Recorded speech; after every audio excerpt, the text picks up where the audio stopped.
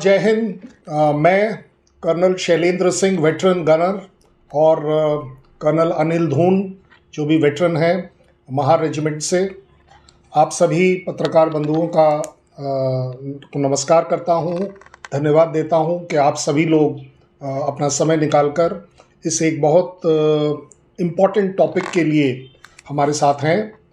कृपया कर ध्यान रखिएगा कि ना धून साहब पॉलिटिकल हैं ना मैं पॉलिटिकल हूँ, सो हम आपको इसका पॉलिटिकल एंगल नहीं दे पाएंगे और उसी से रिलेटेड मेरी आप सबसे दरख्वास्त रहेगी कि कृपया कर हमसे जो सवाल आप पूछना चाहें पूछ लें, लेकिन उसका पॉलिटिकल एंगल ना मांगें हमसे, क्योंकि हम उसके ना तो जानकार हैं, ना एक्सपर्ट हैं, ना ही हमारा उसकी तरफ कोई इंक्लिनेशन है। हालांकि हमें पता सब कुछ है, एज अ नागरिक होने के नाते सोशल मीडिया को भी हम देखते हैं सब जगह, और क्योंकि सोशल मीडिया में इस समय ये टॉपिक बहुत बड़ी तौर पर आ रहा है, आप सबके दिमाग में कन्फ्यूजन है, पब्लिक के दिमाग में कन्फ्यूजन है, स्टूडेंट्स के दिमाग में सबसे बड़ा कन्फ्यूजन है, और टॉपिक है अग्निपथ।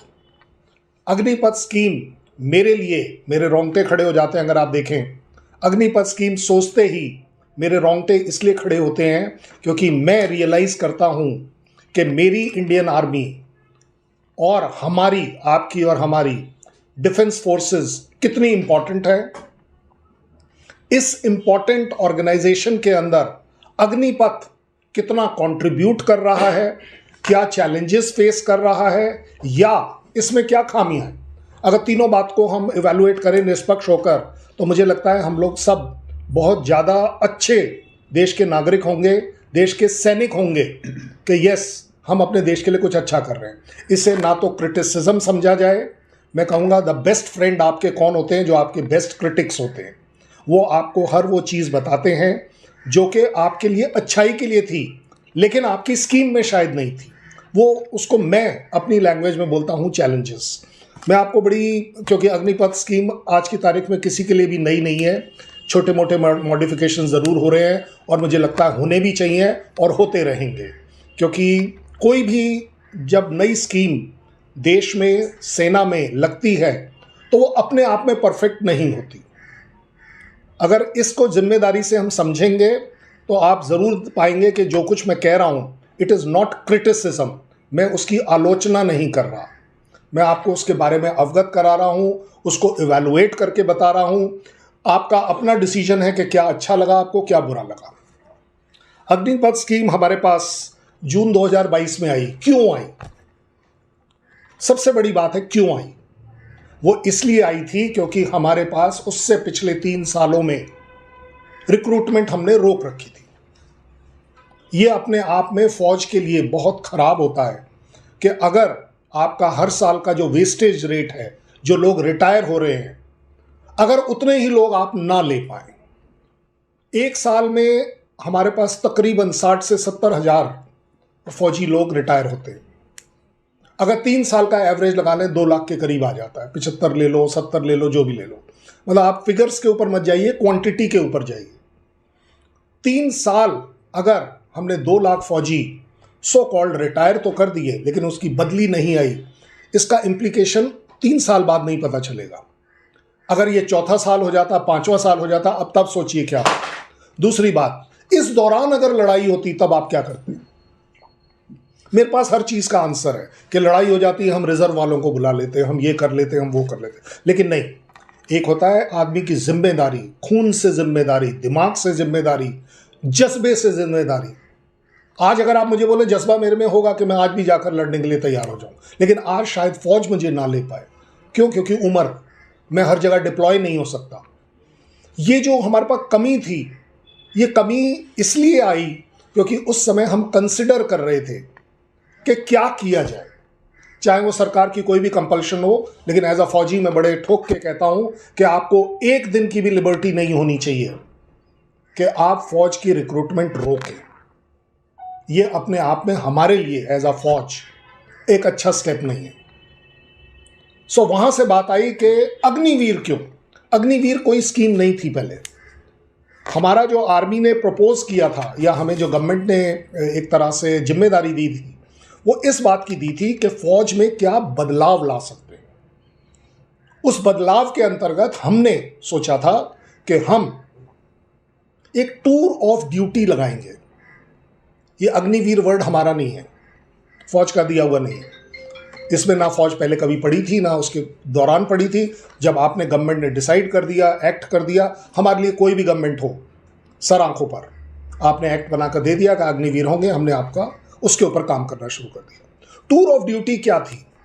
टूर ऑफ ड्यूटी बड़े सिंपल शब्दों में थी कि आप अपने देश के लिए जिनमें जज्बा है, कंपलसरी नहीं थी कि एक शुरुआत करी जाए कि जो बच्चे, जो यूथ है, वो अगर अपने देश की डिफेंस कंट्रीब्यूशन करना चाहता है, डिफेंस रिलेटेड, तो उसको एक चांस ज़रूर दिया जाना चाहिए।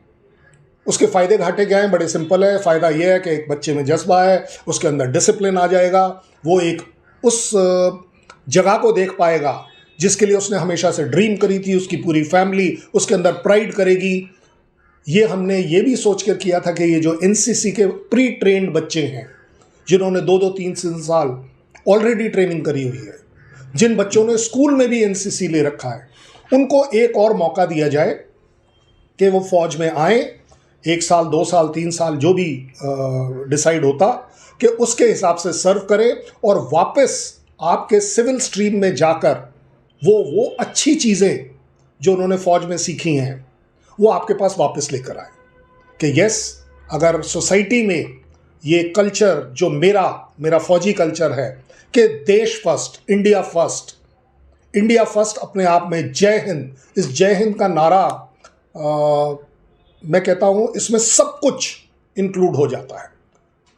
इकोनॉमी भी इंक्लूड हो जाती है, आपके जॉब्स इंक्लूड हो जाते हैं, सोशल स्ट्रक्चर इंक्लूड हो जाता है, सोसाइटी से रिलेटेड हर वो आइटम जो एक नॉन फौजी के लिए है वो भी उसके अंदर इंक्लूड होती है। तो ज़्यादा अच्छी बात यह है कि ये जो जय हिंद का जज्बा था हमारा फौज का, क्योंकि जब हम जय हिंद बोलते थे सो उसमें सब कुछ आ जाता था, तो हम चाहते थे कि ये आप तक पहुंचे। यहां पर शायद एक नया चैलेंज आ गया, एक मेरे लिए डिसअपॉइंटमेंट हो सकती है कि आपने इसको एक नया वर्ड दे दिया पॉलिटिकल रीजंस की वजह से, अग्निपथ, अग्निवीर एम्प्लॉयमेंट करने का। इसीलिए आपने देखी होगी सोशल मीडिया पर बहुत बड़ी कंट्रोवर्सी स्टार्ट हुई कि जब जनरल नरावने साहब ने भी कुछ कह दिया, किसी ने कुछ और कह दिया, वगैरह वगैरह।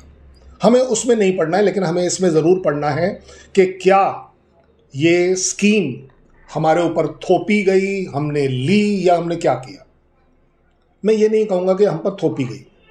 मैंने अभी अभी आपको समझाया, 3 साल में अगर मेरे पास 2 लाख सैनिक कम हो गए थे, मैं तो एक बिल्कुल भूखे इंसान की तरह बैठा हुआ था एज अ डिफेंस कि मेरी ये डेफिशिएंसी कम जो हुई है उसको मेकअप करना है, किसी भी तरह मेकअप करना है।